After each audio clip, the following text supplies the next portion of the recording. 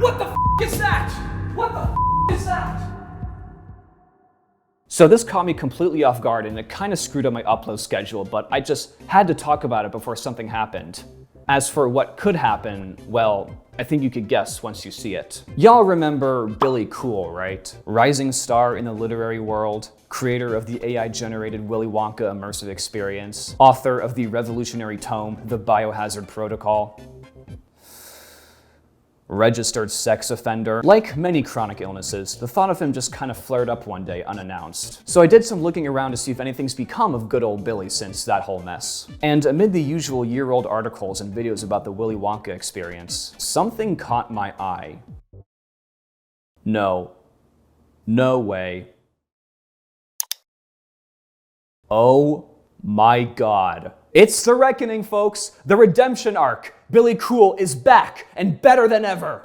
Unfucking believable. Billy's planning something, and apparently step one was making a whole ass website with the intent to clear the air about his past and his rise to infamy. What, are you telling me the Channel 5 special wasn't enough? You know, the documentary where we basically learned nothing new? But you know what? It's been a long time. Maybe I'm being too harsh. Maybe Billy's turned over a new leaf. Maybe he's finally putting his talents to good use and creating something dignified and revealing. I'm Billy Coull, father, artist, writer, convicted man, cancelled name, and still a human being. You might know me from the Wonka disaster in Glasgow. You might have read what the tabloids wrote. But what they never gave you was context, consequence, or confession. I made real mistakes. I own them here. I also made something magical and messy, and it collapsed under the weight of expectation and fire.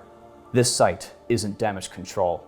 It's damage documentation and reclamation. Or maybe we're all just rats in an AI-generated maze. Billy, what is wrong with you? If you thought this was a surefire way to garner any semblance of respect or goodwill, then I have a chocolate factory in Glasgow to sell you. There's moths everywhere. Get it? Because moths are a symbol of rebirth. And so are butterflies, but moths are dark, edgy, artsy even. This is a damaged soul, people. A man tormented by the shadows of his own transgressions. When he lays down at night, his sleep paralysis demon manifests in the form of an AI-generated moth. You stare too long into the depths of Billy Coull's psyche. Something stares back. And what's this down here? AI-assisted statement? Some of the content on this site has been crafted with the assistance of artificial intelligence. However, to be crystal clear, every idea, message, and experience began as my own words, thoughts, or memories. AI was only used to help shape that raw expression into a format that's easier to read, clearer to understand, or more accessible to a wider audience. Before anything was generated, I personally guided the model with detailed instructions, making sure it understood what I wanted to say and how I wanted it to feel.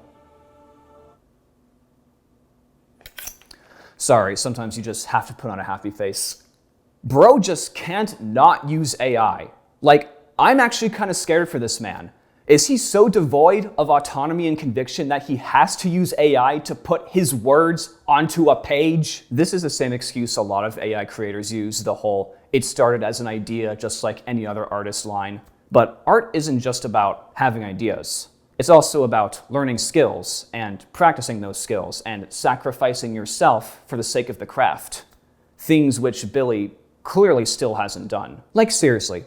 How does it feel being so enslaved to technology that you can't even authentically express yourself? It's so easy to mock people like Billy Coull in the current year when AI hasn't completely taken over society, but people like him are a very grim look at a very possible future. We're already seeing the effects on our fellow man in real time. Be very afraid, folks.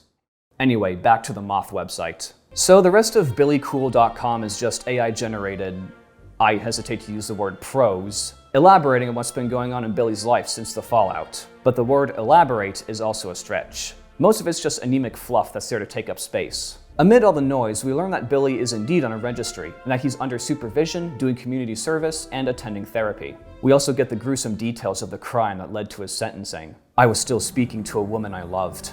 We had history, 7 years of it. I used words I now understand hit differently than I meant. Sugar lips, sweet cheeks, little charmer. I am the wolf, and you are my prey. Okay, maybe I'm starting to see why he AI generates his words. I won't deny we've all said some cringy things in the heat of romance. If my DMs ever leak, y'all can make fun of them all you want. But I don't mean to disappoint. You won't find anything like, I am the wolf and you are my prey. In the worst emotional state I've ever been in, I sent her photos and videos that were inappropriate. A photo of myself in underwear, a striptease video, a more explicit image, commonly called a dick pic. Ah yes, an occurrence of the non-consensual phallograph, more commonly known as the dick pic. I too am learned in digital mating rituals of advanced primates. There's also the Library of Shadows, which is just a bunch of blog posts detailing Billy's feelings throughout his turmoil. They're all quite repetitive and melodramatic, so I won't dive into it all, but here's a few highlights. I sat on the floor that night. No music, no talking, just silence. I looked at a photo of myself from before the collapse, smiling, pretending, hopeful maybe. Who actually looks at a photograph of themselves in times of trouble? I feel like there's a hidden message in there somewhere, but I'm too annoyed to piece it together. This is not a brand strategy. This is not about press angles. This is about turning guilt into fuel. Right, that's why I created an entire website advertising my story to anyone stupid enough to give me the time of day. Dear the man I was becoming. Dear Spectre. Dear the mirror. Dear God, if you're still listening. Dear Internet. Oh boy, I think this one's directed at me. You love the story where someone burns, but you get nervous when they stand back up. Oh no, is he gonna AI generate more blog posts? Shield me, chat! You don't get to define me. You don't get to write my ending. You don't get to silence my music, my voice, my healing, just because you preferred me punished over present. Yeah. In all fairness, you defined yourself pretty well on your own, Billy. It did not take much to make mincemeat out of what you offered up. But that's about that. There's something else on this website that merits a look, however. Just Billy. The story never told. Oh, for the love of... I guess this is step 2. Make a documentary about self-reflection, the truth, context, or something like that. They said I was a monster. They said I was a fraud. They wrote my name, but they never knew my story. Before the headlines, I was a child. Ah! What the fuck is that? What the fuck is that? Oh my god! Billy Coull AI generated a baby version of himself, not even an actual infant. His face rendered onto infantile proportions. That is disgusting. No other baby monster in horror media comes close. This man really looked at that image and let it slide. I don't even know what to say anymore. This is why Glaswegian people shouldn't have rights. I was burnt by fire, cruel, deliberate, forever. There are very few things in this world that astound me these days, but this is coming awfully darn close. The only thing more terrifying than this mid-journey bastardization of Freddy Krueger is the six-fingered woman and the stub-footed child. Do AI bros really look at this dog shit and think, yeah, that'll show them? Do they really think no one will notice or care? You gotta love how a third foot just decides to grow out the back of his heel. Myself every day in the mirror and tell that younger version of me that he will be healed. He will be healed. Good God, that is scary. You know, maybe I should worry more about AI replacing us. It's putting out better horror than most horror writers. And stop staring at me with them big old eyes! There was a cupboard where I was put in for what seems like hours. Okay, you've got to stop with the young versions of yourself, dude. This is starting to look like It Chapter 2.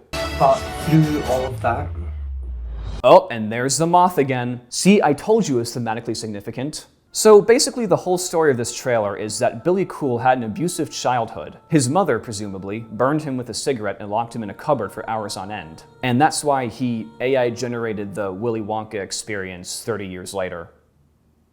Yeah, I'm deeply moved too. In all seriousness, assuming you are being truthful about your past, that really fucking sucks, dude. And I'm really sorry you had to go through that. And I can totally see how it could impact you in your later life. But that's no excuse. And if you're not trying to use it as an excuse, then why show it at all? I think what all of us really want to know, Billy, is how you became so enamored with AI, how you let it define a huge part of yourself, how it led you to make these god-awful decisions, and this almost pathological need to pump out AI slop. I seriously think you can make for a good case study. One last thing before we wrap up. In doing research for this video, I discovered the Just Billy music topic YouTube page. Billy wasn't content with just assaulting our eyes. He had to give some love to our ears as well. Truly, he is a perfect gentleman. Oh my god, look at all this. Billy must have been a busy man, AI generating all these albums and singles. Bro probably had to think for some of these. But you know what? We just covered ghosts on this channel, so maybe we can dip our toes into the music scene again. Let's give his single, Public Enemy, a listen. This artwork is amazing. I love this guy who has a third arm coming out of his elbow, and this boom mic that you apparently stick into the camera lens. Also, this guy might be a side profile of me. I don't know, you make the call.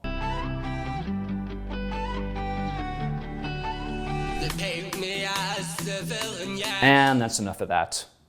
So yeah, this whole experience was embarrassing and awful and weird. And you know what? It's not even funny anymore. Like, I truly feel dismayed and sad that this person exists and clearly has not learned anything from an experience that would, in all honesty, demoralize anyone, no matter who they were. Was some of the backlash against Billy Coull overblown? Definitely. Did he deserve to have his life ruined over it? Probably not. The worst that came out of that was some parents and kids had their time wasted for a day. In the grand scheme of things, that's not terrible. But in situations like this, it all comes down to how you bounce back. And Billy clearly does not have the spine or the spirit to bounce back. Instead, he spiraled, got himself into deeper shit, and now he's doubling down on the same horse that bucked him off a year and a half ago. And that's just depressing. Amid everything I've said about you, Billy, it's also evident that you're a lonely, isolated person. There's been no one in your life to offer alternate perspectives, to tell you otherwise, to look at you and say, this is a mistake, stop it. Which is why if I had any advice for you, I'd say, cut the self-aggrandizing personal projects, stop relying on AI to express yourself, and instead direct your energy away from yourself and onto others in need. A soup kitchen, a charity, an overseas mission, something that takes the focus off your self-pity and onto the pity of others. Because, ironically, your attempts to regain your humanity have only proven the exact opposite and only further shown just how soulless and hollow AI really is. But despite that, hard as it might be to believe, there are people out there who are at an even lower place than you. And it's at rock bottom where you'll find the most pure, unrefined essence of humanity. I think that's where you should apply yourself. Because when you're at rock bottom, the only place you can go is up.